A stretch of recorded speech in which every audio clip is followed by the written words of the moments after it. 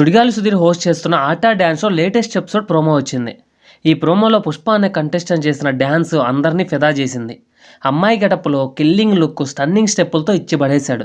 ఈ పర్ఫార్మెన్స్ చూశాక నిహారిక అయితే స్టన్ అయిపోయారు. నిన్ను తప్ప ఇంకెవ్వరిని చూడకుండా చేసేవరా నువ్వు అంటూ నిహారిక అన్నారు. నువ్వు ఒక కంప్లీట్ డాన్సర్ అంటూ రఘు మాస్టర్ అన్నారు. ఇక రాధిక అయితే బాబు ఏం గ్రేస్ బాబు, అసలు ఆ లుక్ క్లియర్ లుక్ అంటూ దండం పెట్టేశారు.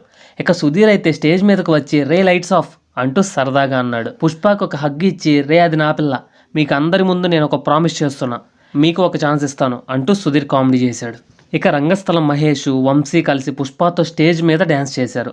ఇంత అందమైన అమ్మాయి వచ్చి డ్యాన్స్ చేస్తే ఎలా హ్యాండిల్ చేయాలయ్యా అంటూ సుధీర్ అంటే నన్ను ఎలిమినేట్ చేసేయండి అంటూ వంశీ పంచివేశాడు.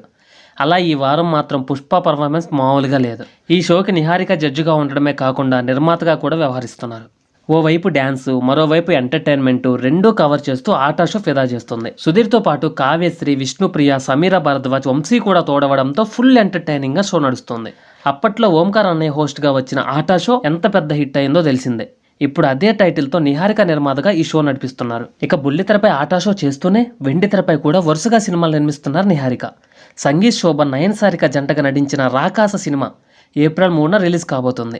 2 ఏళ్ల క్రితం నిహారిక నిర్మాతగా తీసిన కమిటీ కుర్రాల చిత్రం బాక్స్ ఆఫీస్ దగ్గర మంచి విజయం సాధించింది. ఇప్పుడు రాకాస్తో మరో హిట్ కొట్టాలని నిహారిక చూస్తున్నారు. ఎలాగూ ఆటా డ్యాన్స్ షో అయితే ఇప్పటికీ హిట్ అయింది.